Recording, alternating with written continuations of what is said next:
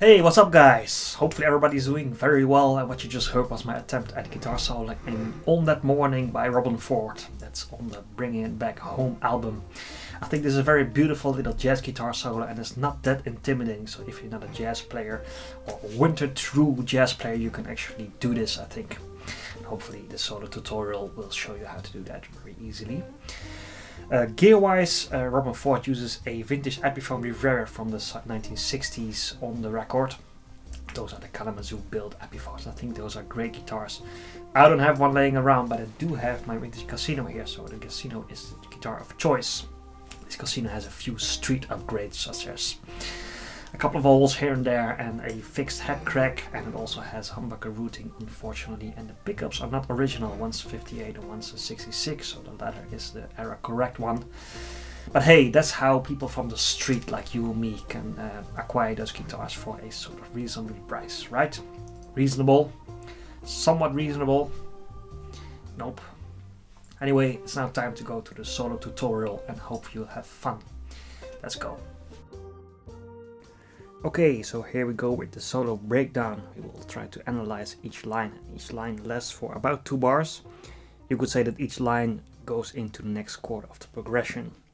We will do some analyzation of the notes. We will try to analyze where I think this is going to be really beneficial to us.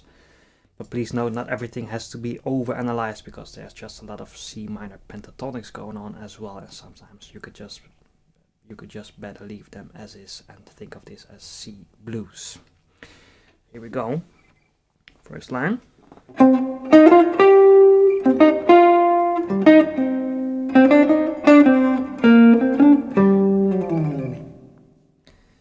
this is happening over a C minor chord.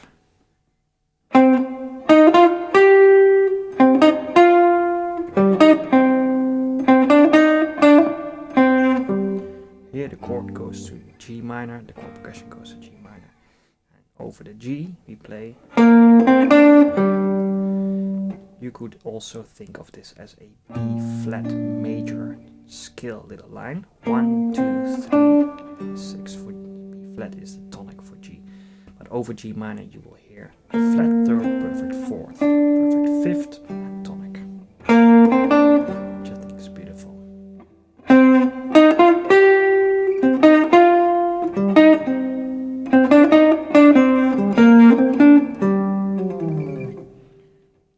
Next line, still on the G minor 7 chord we play.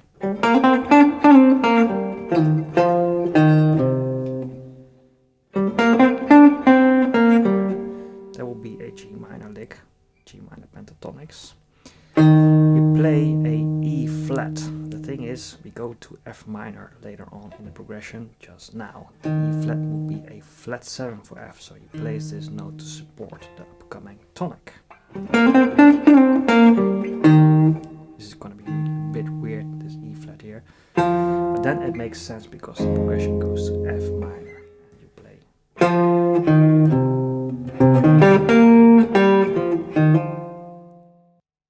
here's the thing, this works really well in improvisation. If you play a minor chord, if you have a minor chord, and you think of the 5th degree minor 7 arpeggio or minor pentatonics, this works really well to create some interesting notes with stuff that's actually pretty easy to play.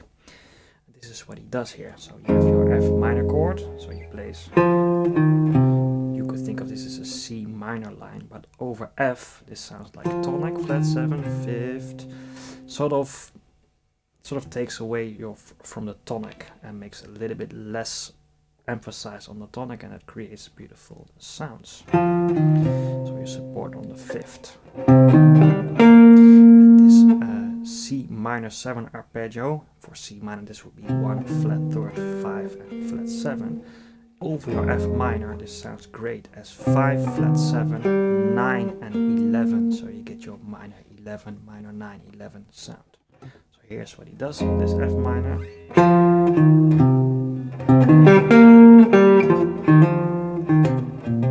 And then we are back on our C minor again. So we're back on our C minor 7, and the next line is going to be really cool. I would say this is the coolest line of the whole solo.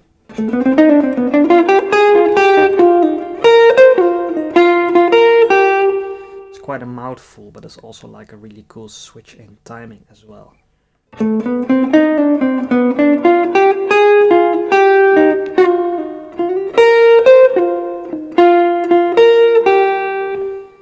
You could think of this as a melodic minor phrase, or at least the melodic minor ending ascending. Major 6, major 7, tonic for C. This is like flat 3rd, 9, tonic for C. And then he plays this. This you could think of as a G7 flat 9 arpeggio. The G7 flat 9 chord is not there in the progression, but he sort of thinks it right there. And then it exists. Can you hear that?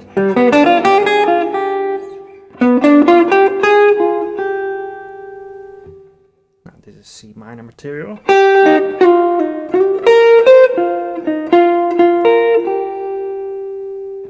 So we have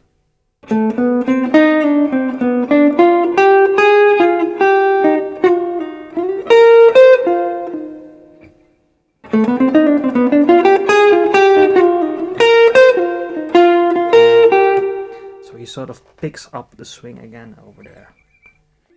Chord progression goes back to G minor 7 and we play, which is not so interesting note wise, but is beautiful timed. So we have a, you could say B flat 5, 3 tonic, but over G7 this sounds like flat 7, 5, minor 3rd.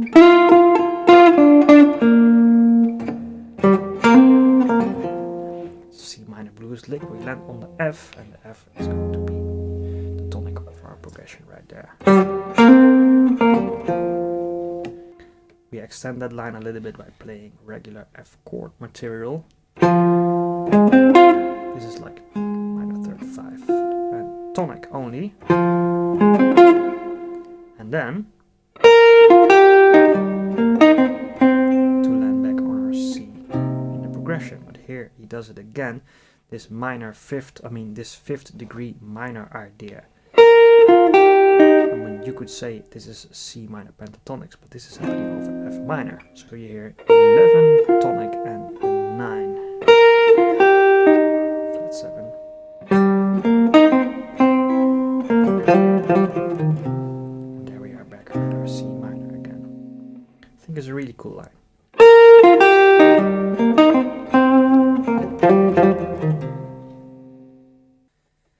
Okay, that's the end of the A part. It's now time for the B part. The progression goes to B flat. This is B flat 7, B flat 13, whatever you please best. Here's the line. It's basically a Mixolydian scale, but played in a bit of a legato fashion. It's quite challenging to play this correctly. I'm not 100% sure he plays it like this, but I think he does. Check it out.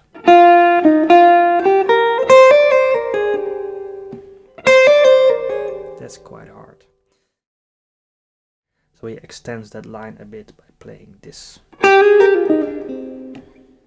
And then we back on our C minor chord, and we continue descending, and we start on this B flat here, which is the flat 7 for C. I'm not 100% correct about this one either, but I think he does this, and at least we can do this. It's like basically triads all the way down, timing wise. Oops. So it's Aeolian minor down towards our 5th. It's pretty hard to hear this on the record. Something like that. We are still in C minor, and now he plays this,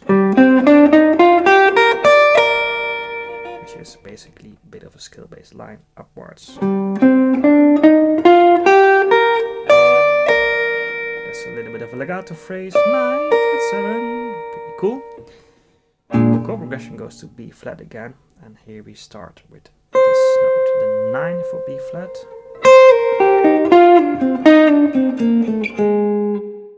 So what's happening is a pretty cool line. We have our 9, our tonic, the major 6 or 13, perfect 4, 5, 3, 9, sus, 3, the 9 again, tonic, major 7, and then on our flat 7. So that's a pretty interesting line, a lot of chromatics going on. I mean, a lot of chromatics, this is a chromatic part.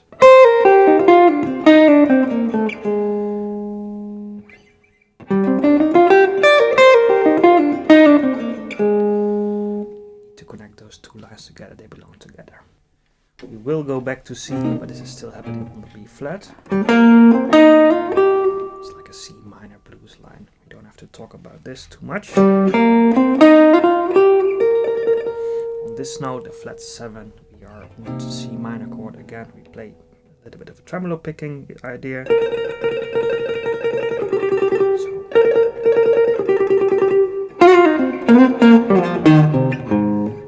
This is a blues line for C. And this A flat here is the same idea as we saw before. We play a flat 7 for the upcoming root note of the chord that's coming up. So play A flat because the B flat is coming up again.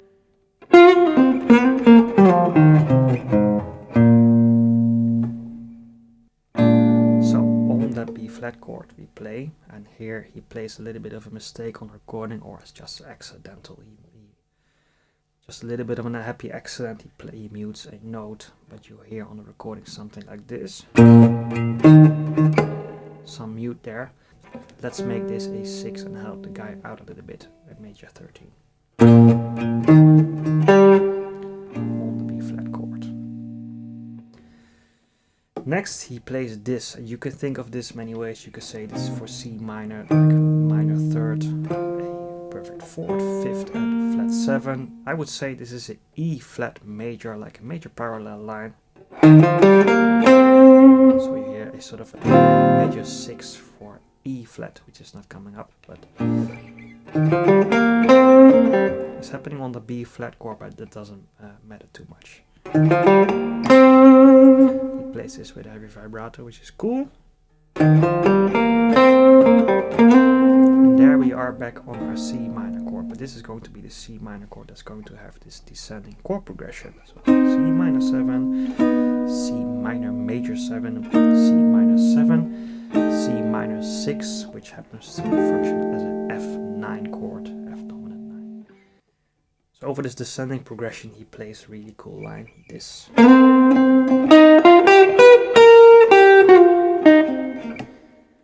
So he emphasizes this descending chord progression by playing these top notes. So we have the major 7 and the dominant 7 or the flat 7 before playing blues again. I think this is really cool.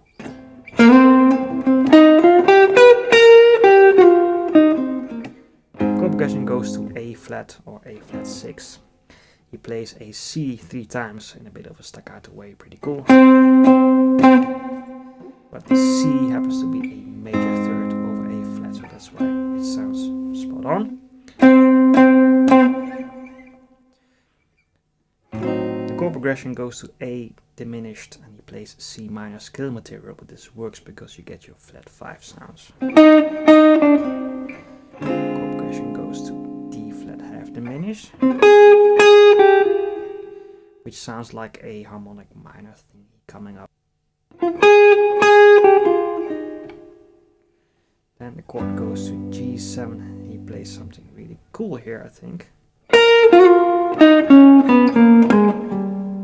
So what's happening, this you could say is a C minor blues lick. And then you'll hear your G altered sounds, which is augmented 11th, this is a major 3rd, this is a flat 9, this is a sharp 9, this is your flat 9, resolving to G the tonic, but this is resolving on a C chord, so this is our 5.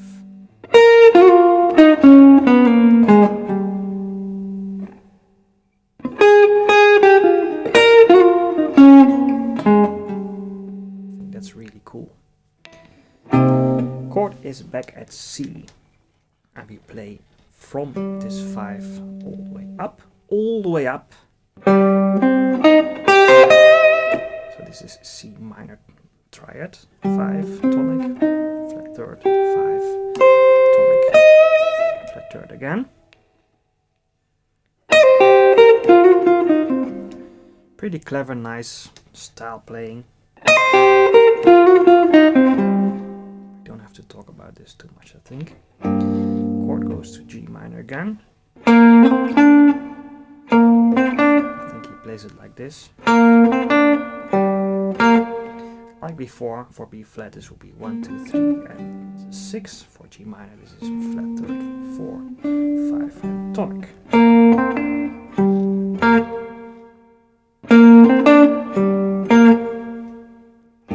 Still happening on the G minor, he plays a C minor line. Sorry, I was wrong here. The chord goes to F minor and he plays a C minor line again.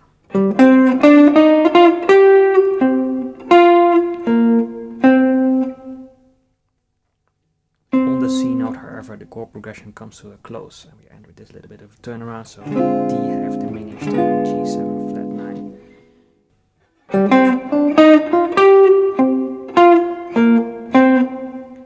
And on this C we play, which is just a C minor blues lick over this G7. The very last line, however, is still a little bit interesting. He plays this. Now guess what this is then? 4th, major 6, major 7. So that's a melodic minor line again. And that C is the break again before the theme starts.